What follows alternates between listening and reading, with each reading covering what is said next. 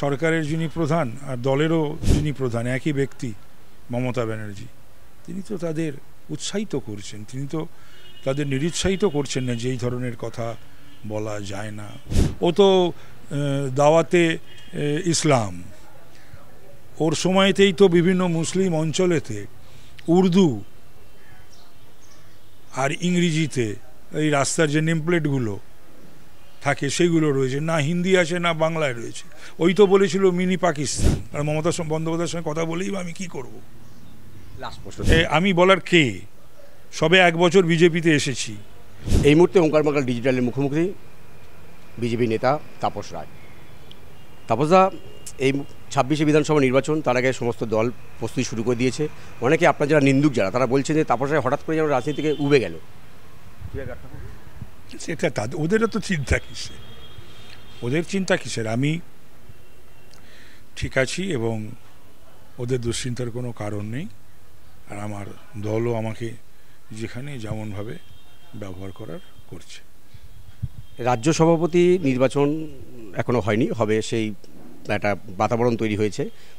আপনার কি মনে হয় যে রাজ্য সভাপতি হিসাবে কোনো দাপুটে একজনকে আনা উচিত, নাকি একজন শিক্ষিত মার্জিত একজন ভদ্রলোককে রাজ্য সভাপতি করা উচিত বিজেপির? আপনার কি মনে হয়? দল ঠিক করবে। আমি পরামর্শ দেওয়ার, রাজ্য সভাপতিকে হয়ে পরামর্শ দেওয়ার আমি কেউ নেই। সেটা দল ঠিক করবে এবং দল যেটা করবে সেটাই ঠিকই করবে। আমাদের সকলকে সেটা মেনেই চলতে হবে। সম্প্রতি দিলীপবাবু একটা মন্তব্য করেছেন যে ভদ্রলোককে দিয়ে রাজ্য সভাপতি করলে শিক্ষিত মানুষগুলো হয়তো ভোট দেবে, কিন্তু মমতা বন্দ্যোপাধ্যায়ের বিরুদ্ধে এমন একজনকে রাজ্য সভাপতি করা উচিত যিনি দাপুরে জঙ্গিপনা দিয়ে একটা আন্দোলন করতে পারবে, পরিবর্তন আনতে পারে, এমন কাউকে দরকার। দিলীপ তার মতামত দিয়েছেন, দীর্ঘদিন বাংলার নেতৃত্ব দিয়েছেন, তো সুতরাং তিনি তার মতামত দিতেই পারেন, রাখতেই পারেন। আচ্ছা, আপনার কি মনে হয় যে রাজ্যের যেহেতু একজন মুখ্যমন্ত্রী মমতা বন্দ্যোপাধ্যায় মহিলা কাউকে একজন রাজ্য সভাপতি করলে লড়াইটা কি সহজ হবে বলে আপনার মনে হয়? মহিলা মুখ আনা, আমি তো প্রথমেই বললাম, আবারও বলছি, দল কাকে করা হবে কাকে করা হবে না এটা একেবারে দলের সর্বোচ্চ স্তরে সামনে 26শে নির্বাচনকে সামনে রেখে যে সিদ্ধান্ত দল নেবে, অনেক ভেবেচিন্তেই তো নেবে, তো সুতরাং সেটা সঠিক সিদ্ধান্তই নেবে দল। আচ্ছা, আপনি নিশ্চয়ই অবগত আছেন যে সম্প্রতি যে শুভেন্দু অধিকারী ছুড়ে দেওয়ার কথা বলছেন, পাল্টা হুমায়ুন কবির বলছেন যে ঠুসে দেওয়া হবে, মুর্শিদাবাদে শুভেন্দুকে ঢুকতে দেবো না। এই যে বর্তমান যে রাজনীতি যে চলছে, আপনি এটাকে কীভাবে দেখেন রাজনীতি? আমি এটাকে এইভাবেই দেখি, Newton's third law, every action has its equal and opposite reaction. যেভাবে তৃণমূলের পদাধিকারীরা আর ওই এমএলএ এবং মন্ত্রীরা যে ভাষায় বা যেভাবে কথা বলছে, তো মন্ত্রীদেরও সরকারের যিনি প্রধান আর দলেরও যিনি প্রধান একই ব্যক্তি মমতা ব্যানার্জি, তিনি তো তাদের উৎসাহিত করছেন, তিনি তো তাদের নিরুৎসাহিত করছেন না যে এই ধরনের কথা বলা যায় না, বলা উচিত নয় দায়িত্বশীল এবং রাজনৈতিক কর্মী হিসাবে। তো সুতরাং, এবং এই ধরনের কথা কখনো বাংলায় এইভাবে তো কেউ বলেনি, এটা তো অস্বীকার করার জায়গা নেই। এটা বাংলা, এটা একটা পরম্পরা, ঐতিহ্য রয়েছে, এটা ভারতবর্ষের একটি প্রদেশ, এবং আমরা জয় হিন্দ স্লোগান দিই। হিন্দুস্তান আমাদের থেকে বেশি ওই সম্প্রদায়ের মানুষরাই বলেন হিন্দুস্তান, আমরা তবুও বলি ভারত, ইন্ডিয়া। তো সুতরাং তারা যদি এই ভাষায় বা এইভাবে আক্রমণ করে বা কথা বলে, তো সেটা তো তারও তো প্রতিক্রিয়া হয়, সকলেই তো মেনে নিতে পারেন না, সহ্য করতে পারেন না। তো সুতরাং তার প্রতিক্রিয়া দেওয়ার সময় যেগুলো যারা দেন ঠিকই দেন। ফিরহাদ হাকিম কালকেরই বলেছেন যে রামনবমীর যে পোস্টারটা পড়েছে, তারপরে বলছেন যে বিজেপি কাছে কোনো বলার কিছু নেই, তাই ওরা হিংসা রাজনীতি বা বিভাজনের রাজনীতি করে জমি পেতে চাইছেন, কিন্তু বাংলা চৈতন্যের বাংলা এটা সম্ভব নয়। কে বলছে? ফিরহাদ হাকিম। ফিরহাদ আবার চৈতন্যের বাংলা টাংলা কিছু জানে নাকি? ও পড়েছে নাকি, না জানে না শুনেছে? ও তো দাওয়াতে ইসলাম, ওর সময়তেই তো বিভিন্ন মুসলিম অঞ্চলেতে উর্দু আর ইংরেজিতে এই রাস্তার যে নেমপ্লেটগুলো থাকে সেগুলো রয়েছে, না হিন্দি আছে না বাংলায় রয়েছে। ওই তো বলেছিল মিনি পাকিস্তান। ওই তো বলেছিল যে উর্দুতে যখন সকলে বা অর্ধলোক কথা বলবে আমি খুশি হব। তো এই কথাগুলো যে বলে তাকে মন্ত্রী হিসাবে এবং মেয়র হিসাবে অন্য দল হলে রাখতো না। কখনো কংগ্রেসের সময় বা সিপিএমের 34 বছরে এই ধরনের কথা কিন্তু কখনো কোনো, যেটা ফিরহাদ এবং সিদ্দিকুল্লাহ বলছে, এটা কখনো আমি শুনিনি। আমি দীর্ঘদিনের রাজনৈতিক কর্মী, আমি কখনো শুনিনি। এই সমস্ত কথা বলার পর আবার চৈতন্যদেবের কথা কি করে বলেন, কি করে আসে ওর মুখে? শুভেন্দুবাবু বলছেন যে প্রায় 1 কোটি মানুষ আমরা রামনবমীর উপলক্ষে রাস্তায় নামবেন। আপনার কি মনে হয় রাস্তায় অতটা মানুষ? 1 কোটি মানুষের বেশি নামবে। 1 কোটি যেটা বলেছে শুভেন্দু ও একটু কম টম করেই বলেছে। একদম শেষ প্রশ্নে এসেছি আমি। ধরুন আমরা দেখেছি যে তাপস রায় মানে একটা সৌজন্যের রাজনীতি, অনেকবার উনি তার প্রমাণও দিয়েছেন সৌজন্যের রাজনীতির। কিন্তু বর্তমান যুগে যে রাজনীতিটা চলছে, বিরোধীরা একে অপরকে নিশানা করছেন, এই পরিস্থিতিতে সৌজন্যর রাজনীতিকে ঘাটতি পড়ে গেলে মনে হয় আপনার? ঘাটতি পড়বে না,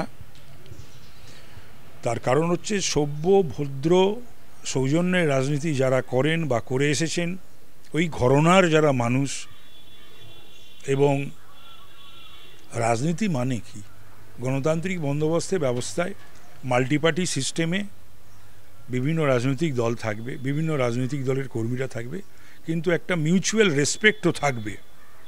ইদানিংকালে গত অনেক দিন ধরে, বিশেষ করে এই 14 বছর প্রায়, তৃণমূল ক্ষমতায় আসার পরে